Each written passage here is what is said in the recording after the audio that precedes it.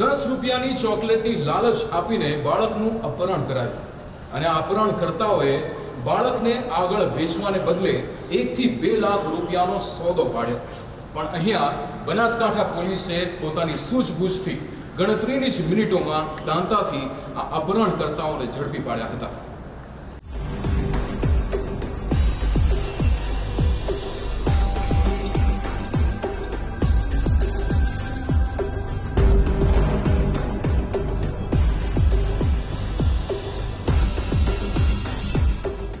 ગુજરાતના બનાસકાંઠા, સાબરકાંઠા અને અરવલ્લી જિલ્લાના અંતરિયાળ આદિવાસી વિસ્તારમાં છાશવારે બાળકોની તસ્કરીના ચિંતાજનક સમાચાર સામે આવતા રહે છે।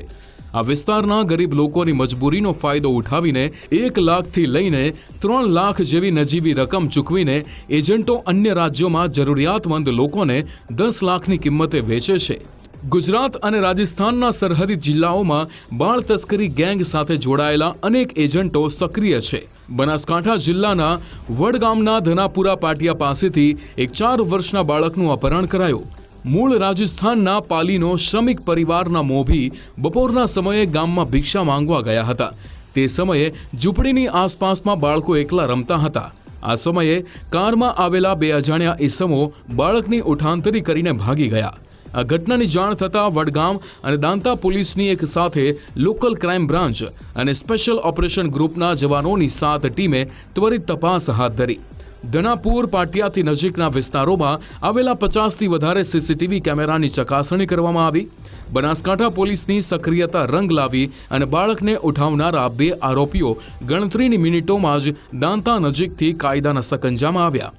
અમીરગઢના ખાપરા ગામના પાબુ ઉર્ફે બાબુ ભગોરાને પોલીસે સકંજામાં લીધો, જ્યારે મેપડા ગામના શૈલેષ લક્ષ્મણભાઈ ગમારની ધરપકડ કરવામાં આવી। આ બંને ઈસમોએ અન્ય રાજ્યમાં વેચી મારવા બાળકને ઉઠાવ્યાની કબૂલાત કરી છે, તેમજ મહિના પૂર્વે નવજાતને 1 લાખ રૂપિયામાં કોઈ હિન્દી ભાષી ઈસમને બાળક વેચ્યાનું પણ જણાવ્યું છે। 4 વર્ષનો જે નાનો બાળક હતો તેઓને ગુનાહિત પ્રવૃત્તિ ધરાવતા એક ઈસમે ગાડીમાં આવીને લલચાવીને તેઓનું અપહરણ કરીને લઈ ગયા હતા। તે પછી પોલીસને આ બાબતે માહિતી મળી। માહિતી મળ્યા પછી અમે ઓપરેશન દેવનો શરૂઆત કરી। આમાં જે બનાસકાંઠા જિલ્લા પોલીસનો વડગામ પોલીસ સ્ટેશન, ડિવિઝન કચેરી દાતા, local crime branch, SOG, parole, આ તમામ અધિકારી અને કર્મચારીને મળીને 7 જેવી ટીમ બનાવવામાં આવી। પ્રથમતા આ જે ગાડી હતી તે ગાડીની જે અમારા પાસે ડિસ્ક્રિપ્શન હતું તે ડિસ્ક્રિપ્શન ધ્યાને રાખીને આગળ પાછળના લગભગ 70 થી 80 જેવા કિલોમીટર વિસ્તારના સીસીટીવી ચેક કરવામાં આવેલ। આ સીસીટીવીના માધ્યમથી ગાડીના ડિટેલ મેળવીને પછી સર્ચ ઓપરેશન હાથમાં ધરવામાં આવેલ અને ગણતરીના કલાકમાં 4 કલાકમાં આ બાળકને અને આ આરોપીને પકડવામાં આવેલ। બાળકને રિકવર કરીને તેના જે મા પિતા છે તેઓને પણ સોંપવામાં આવેલ છે। આ ઝડપાયેલા 2 ઈસમ પાબુ ઉર્ફે બાબુ ભગોરા અને શૈલેષ ગમારે અગાઉ પૈસાની કમાણી માટે યુવતીઓના સોદા કરી લગ્ન કરાવ્યાની પણ કબૂલાત કરી છે।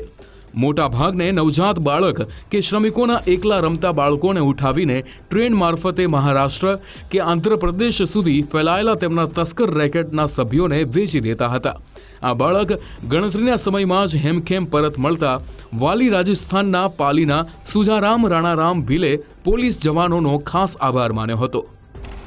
શૈલેષભાઈ ગમાર એક પાબુ ઉર્ફે બાબુ ભગોરા જે પણ બનાસકાંઠાના જ વતની છે તેઓના સાથે સંપર્કમાં હતા। તેઓની એમો હતી કે આ પ્રમાણે બાળકને કિડનેપ કરીને રાજ્ય બહારના ટોળીને તેઓ વેચતા હતા। લગભગ 1 થી 1.5 કલાક જેવા રકમમાં આ સૌદા તેઓનો નક્કી થતો હતો, પરંતુ પોલીસના યોગ્ય ઇન્ટરવેન્શનના કારણે તાત્કાલિક અમે બાળકને રિકવર કરી શકેલ। આના પહેલાં પણ આ શૈલેષભાઈ દ્વારા એક નાની બાળકીને 1 મહિના પહેલાં 1 લાખ રૂપિયામાં વેચવામાં આવેલ છે। તેઓ બાબતે પણ તપાસ અત્યારે શરૂ છે।